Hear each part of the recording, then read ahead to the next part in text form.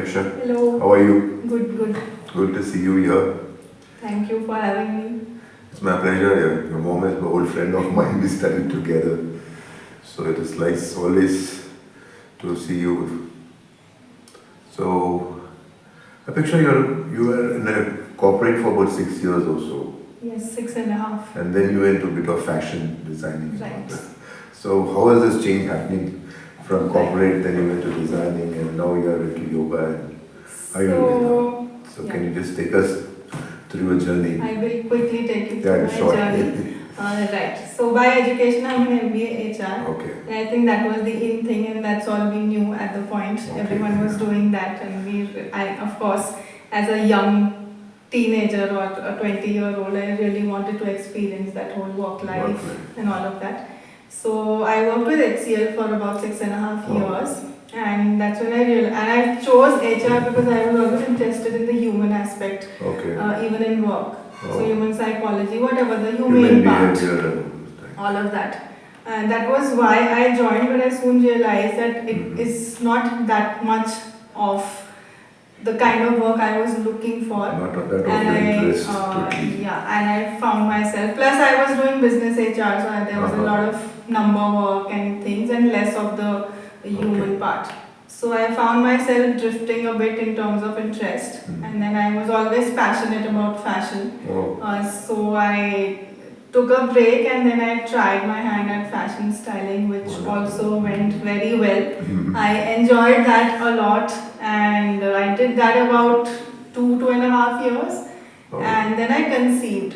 So the lifestyle that fashion required, the working hours, that was not suitable for my pregnancy. So that's when I took a break, and all through this while I was still practicing yoga. So yoga has been part of my life since childhood, because I'm from Dehradun. I grew up there, and there was no escape from yoga or spirituality. So my father has been a Himalayan mountaineer for all his life.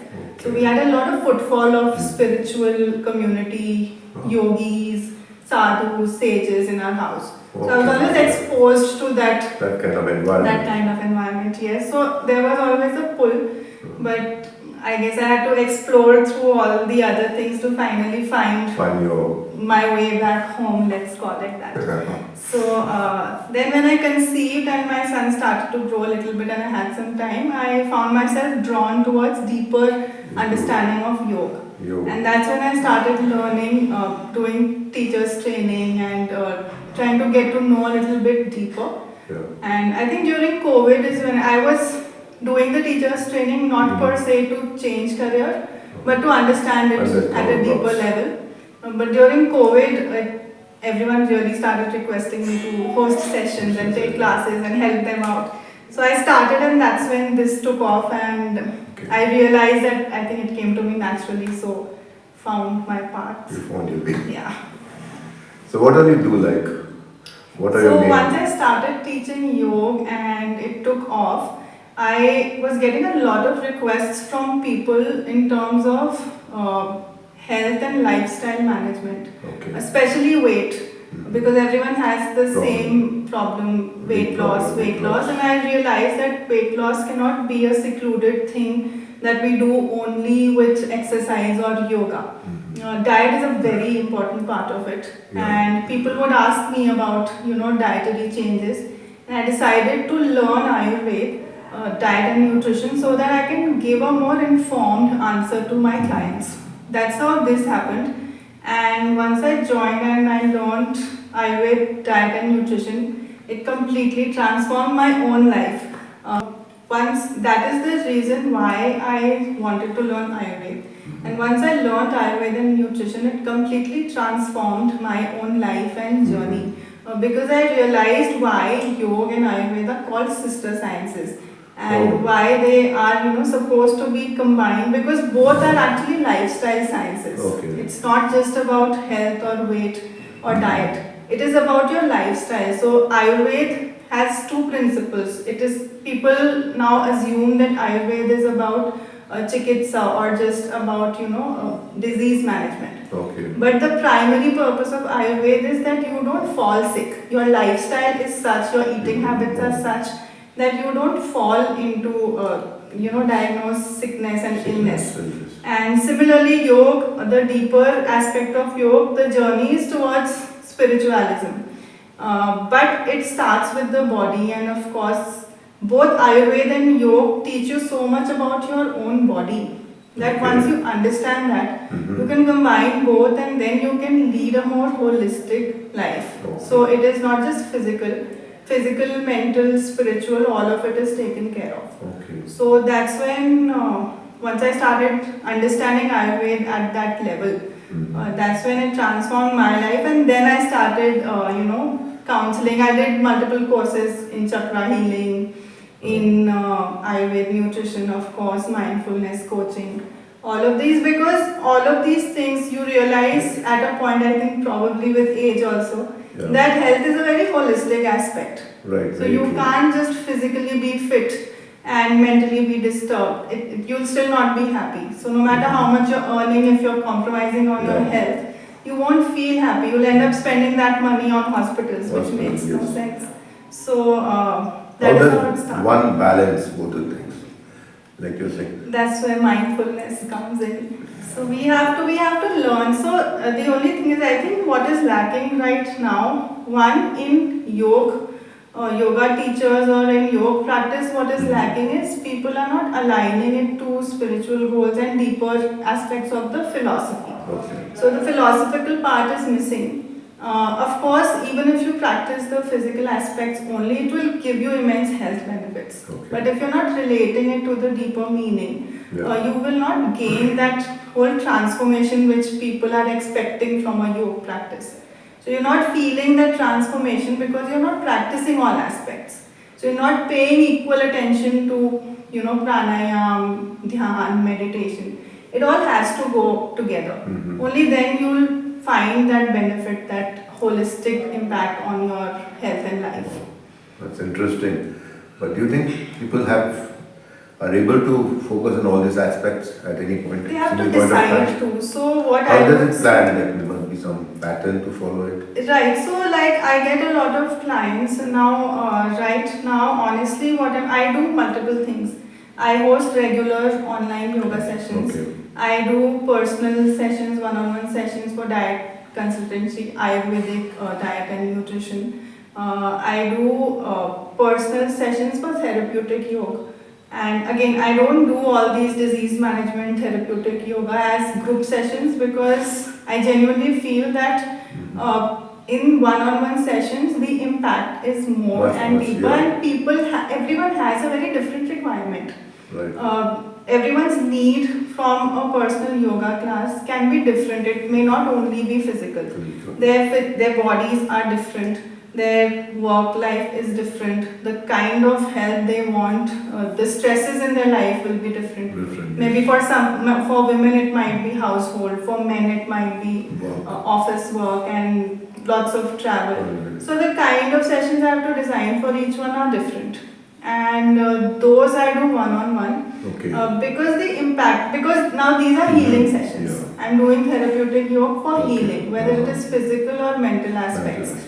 So whether it is mindfulness, whether it is stress management, and these two things are very, very prominent across everyone, across ages. I mean, teenagers are undergoing anxiety, which is it's a very alarming situation for the world, I would say, because teenagers, we didn't even know the word anxiety when we were teenagers. And today it's like so common, everyone's like, I have anxiety issues, I have depression, and we don't understand. So through yoga and Ayurveda, that deeper understanding what I'm talking about, we don't understand that anxiety and depression are actually opposite things. So the therapy or the practices I give for a person who has anxiety issues versus a person who has depression are completely opposite. But people use these terms as synonyms. Anxiety and depression, people think is the same thing. And it's completely opposite. But we won't understand it because we haven't spent time understanding ourselves. So taking out time for yourself, even if it's 30-40 minutes a day, that becomes crucial, and consistency is more important than intensity. even if you do simplest of asanas or breath work, but on a regular basis, daily basis, the impact will be much deeper and better for you rather than trying to do something complicated. That's it. So it has to be consistent and regular practice. Consistency is the key for, I think, anything, not just yoga or Ayurveda. And Ayurveda diet principles, lifestyle principles are very simple. We cannot 100% apply everything to our lifestyle because times have changed. Yes. I can't expect a person who's working on a night shift to wake up and meditate at 4 a.m. in the morning. He won't be in the mental. So we find ways, we find better ways of what best other options we can give you or suggest. But you need to be able to prioritize your health because without your health there's nothing. There's nothing. Right? You will still suffer no matter how successful if you your are. health, then you can fight anything, like in your career or your... Right. And philosophically, if you actually read about the yogic philosophies and the darshanas, whatever is mentioned, they are very simple things. Even in Ayurveda, they are very simple things. But we have, like Ayurveda, I still remember my grandmother used to, when I was learning Ayurveda and they were talking about principles, I just realized this is how I was in childhood because my grandmother used to follow the same stuff. It's just that she didn't say that it was Ayurveda.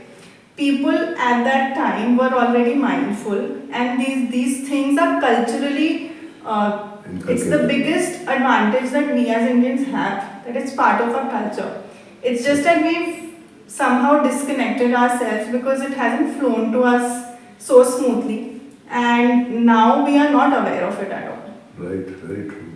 So even if you think about it, if you start learning, and you'll realize that most of the things, anything culturally, all the states of India, the local cuisine is the best for that place. It's just now we are becoming so global that we want to have a pizza in India rather than Italy. But it's not, that's what Ayurveda is such a deep science. It doesn't look at food in terms of, protein, carbs and all of these things. It looks at everything at a very basic level with regard to elements. So 5 elements make everything, all matter, right? Whether it's our body or food or plants, anything. And we see the composition of these 5 elements and we understand our body, which element is more in our body, which is less. Accordingly, we decide which element in food should be included and which we should not. So if you understand the logic, I don't have to tell you that eat this grain and don't eat this grain. You will know that this grain is good for me because my body is made of these elements and I want the other ones or whatever it is. And Ayurveda completely suggests that we should have all 6 tastes in our food: sweet, salty, bitter, astringent, all of these things. So it is very holistic. And the body needs everything, but in different proportions. So a body like me may not need that much of sweet or water element because my body is predominantly made of water and earth. While your body is predominantly is made of fire or air, you will need more of water and earth to ground you, otherwise you keep flying. So that was so nice. That's a very good insight for my viewers.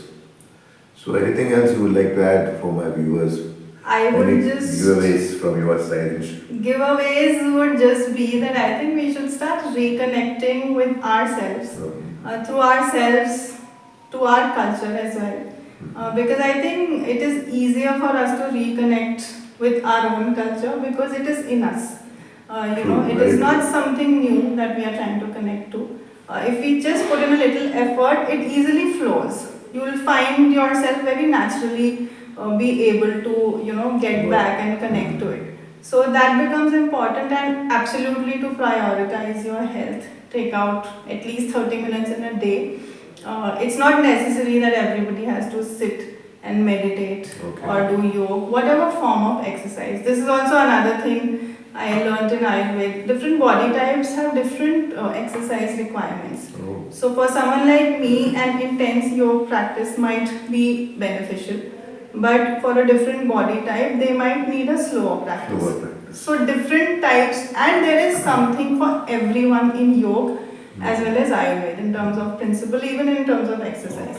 So when I design an exercise routine for a certain body type, it is as per their requirement. So another myth that yoga is only slow and yoga is only about asanas. All these are just lack of information, half knowledge, which is very dangerous as well. So I would just say that start learning about these things and see what is your source of information. Stop being so stressed out about weight. If you just follow basic principles of your own culture, you will be able to live a healthier life naturally and lose weight effortlessly. I can say it with a lot of confidence because I've been through that. And a lot of stress that we take for losing weight. So you'll find a lot of people who follow very strict diet and measured proportions and everything, but they're still unable to lose that extra weight because they're stressing about it so much, and the stress creates disturbance in the gut.